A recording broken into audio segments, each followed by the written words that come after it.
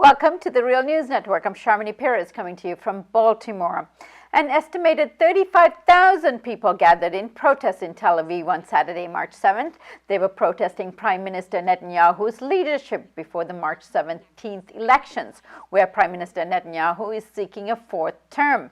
According to Haaretz, former Mossad chief Meir Dagan told the crowd that under Netanyahu, Israel faces the most severe leadership crisis in the country's history. Now joining me to discuss all of this, the protests as well as the crisis in leadership, is Shir Hever. Joining us from Göttingen, Germany, Shir is an economic researcher at the Alternative Information Center, a Palestinian-Israeli organization active in Jerusalem and Be'er Shor. Thank you so much for joining me. Thanks for having me, Sharmini. So, Shir, let's begin with what the protests were about and who was actually organizing it, for what purpose. This is very interesting. You have the elections coming up, and you have a big, not that big of a protest, and its main statement is just we don't want Netanyahu anymore. But what is really interesting is that they're not putting forward any alternative. And that makes it almost laughable, I would say. You were talking about 35,000 participants, according to some estimates. Actually, the newspapers in Israel have tried to support this protest by quoting even larger numbers. They have sort of did subtle advertising for this protest by just giving dry reports about all the roads that will be presumably blocked by the demonstration. So to remind people that the demonstration is going to take place. Then we see several tens of thousands of people coming to protest against Netanyahu's government, call for change, use titles like we need change right now and we have to change the government, but actually not giving one specific argument. What would they do different, or who would they like to see in Netanyahu's place? Some of the demonstrators from the floor were shouting Herzog's name, the head of the Zionist camp party. But it seems extremely unlikely that Herzog will be the next prime minister. And why are you saying that? The main reason is that he doesn't seem to want to be the prime minister, and that's very. That's why maybe Meir Dagan, the former head of the Mossad, was quite right when he said there is a crisis of leadership. The main crisis is that nobody wants to be a leader in this situation. There is a very clear feeling that the political crisis is only growing, the economic crisis is only growing, and I think no politician really wants to be at the navigating chair when it hits the fan. They're all trying to find a place for themselves within the next cabinet that Netanyahu will form, most likely. And then, in order to do that, they make statements which would preclude them from any possibility of forming an alternative government. In order to form another coalition, Herzog or any other politician would have to make a coalition with what appears to be the third largest party, according to polls, which will emerge in the next election, after the election, the Arab Palestinian Party, representing different political parties of Palestinians and also Jews, which from the left, which had to join forces for these elections. Otherwise, they would be wiped out by a bureaucratic measure. So Netanyahu was counting on this trip to the United States, speaking in front of AIPAC and then going to the Congress to boost his chances and his lead in the polls, which was really trailing before the trip. Just give us a breakdown of how it's looking now. The difference is there is some difference. It's rather minor. I was a bit surprised to see that despite all the bad press, Netanyahu actually came up a bit ahead in the polls after his visit to Washington. But I think it's because he's trying to deliver a kind of message that he doesn't care about anybody. He can do whatever he wants. He's strong enough to not even worry about the deteriorating relations between Israel and the United States. So that's a kind of message that maybe gives us a little bit of false hope to Israeli voters that say, well, maybe if we put this strong man in power, we don't have to think about the implications of the international criticism against Israel for another couple of years. But one of the speakers at this event, a former general, Amiram Levin, who was they only brought speakers who were very sort of strong men and former military men or intelligence men. And Amiram Levin was saying, was criticizing Netanyahu's trip to Washington. And the main thing he had to say is that he actually doesn't disagree with what Netanyahu said. He just thinks maybe Netanyahu should have said it in private, in the Oval Office, rather than speak to Congress. So I think that also sends a message. There is actually no alternative. There is no other group within Israel that can offer a different kind of platform. So tell us more about the Arab Party that you were referring to. What are their chances? And you said they're doing fairly well in the polls. They're doing fairly well. The big question is how many of the Palestinian citizens of Israel are going to vote, because there are about 20 to 22% of the Israeli population are Palestinian Arabs with an Israeli citizenship, and they have the right to vote. But many of them have absolutely no faith in the Israeli political system, and they believe that just voting legitimizes the Zionist regime, which appropriates their lands and discriminates against them in a systematic fashion. So many of them boycott the elections.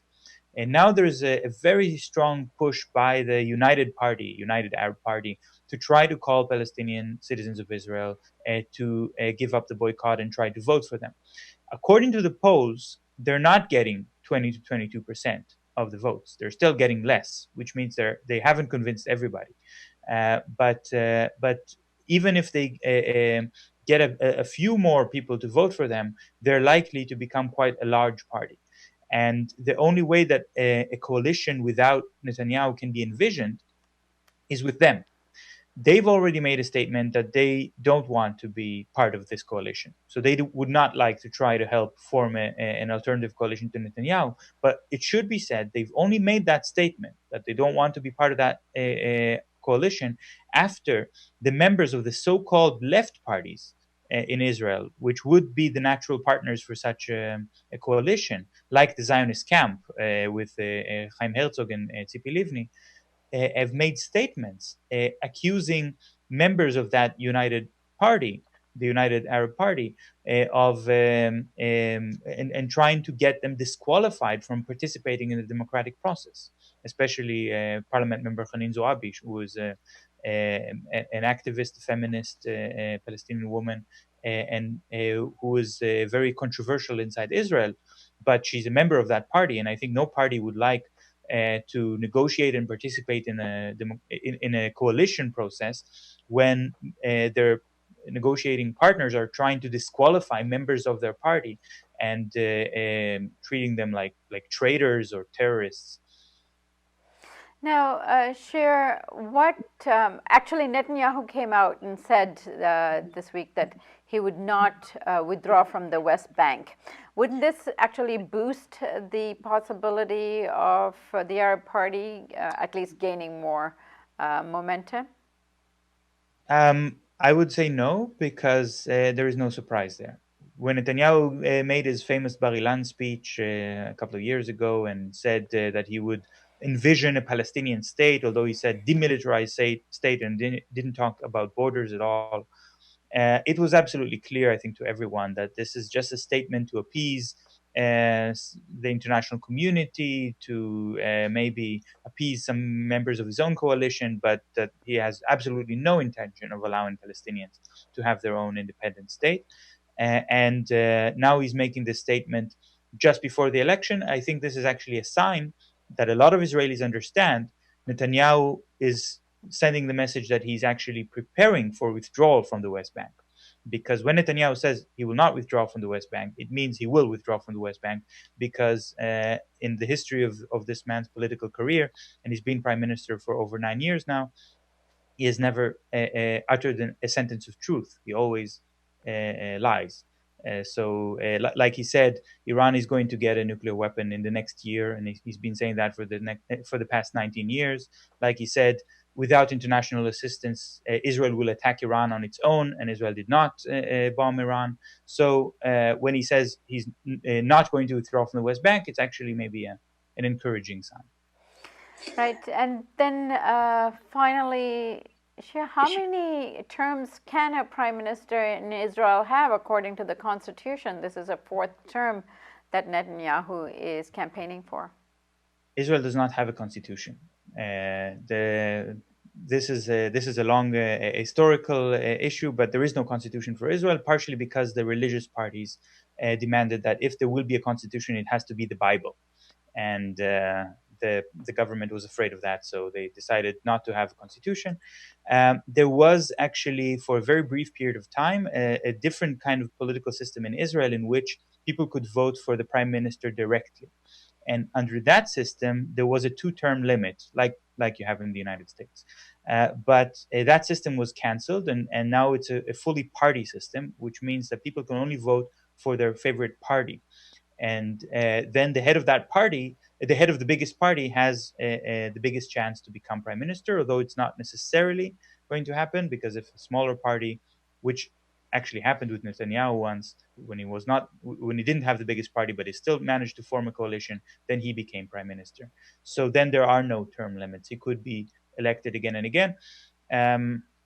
I think it's not likely that he will stay prime minister for the rest of his life. The political scene in Israel is very fickle, and his party is already in a state of collapse. So it's just that he pushed the elections early in order to make sure that nobody will have the time to amass enough popular support to run against him. So at the moment, he's the only likely candidate. But in the next elections, who knows? One final question to you, Shir. Now, many people have said, all this international bravado and is an effort to camouflage what's really going on economically in the country, the level of joblessness, the economic conditions. Housing has terribly deteriorated under his leadership. Give us some sense of that. Housing it's not that housing deteriorated, it's that housing prices are soaring, and young Israelis have almost no chance of getting an apartment of their own in the areas where there is employment. So many young couples either choose to move to the periphery where there are very few jobs to be had and no universities and so on, or they end up paying a very large part of their income just for rent or stay and live with their parents. This is one of the main causes of crisis in the Israeli economy, but it also has a lot to do with the international BDS, boycott, divestment, sanctions movement, which is targeting Israel's exports and making a lot of capital owners in Israel pull their investments out of Israel, and that's something that affects the economy. But I think this strongman image that Netanyahu is adopting, this kind of politics that he's using to target so-called enemies and lash out at them, is something that's now getting out of control completely, because he's used his time as prime minister to make horrendous comparisons, like saying that Hamas are just like Nazi Germany, that Iran is the next Hitler, and things like that, which are very offensive, especially to people who are descendants of victims of the Holocaust, to Jewish communities around the world, when he makes these comparisons. But then he pushes it ahead more and more, because that becomes the style of his political campaign. And it's not just how he speaks in Washington, but it also becomes how he speaks inside Israel. So he recently compared the leaders of the left parties in Israel to ISIS. And in a very recent video, which maybe we can see here, he has accused leaders of unions inside Israel, unions that he has fought with and tried to reduce their privileges and their benefits, and he compared them to Hamas.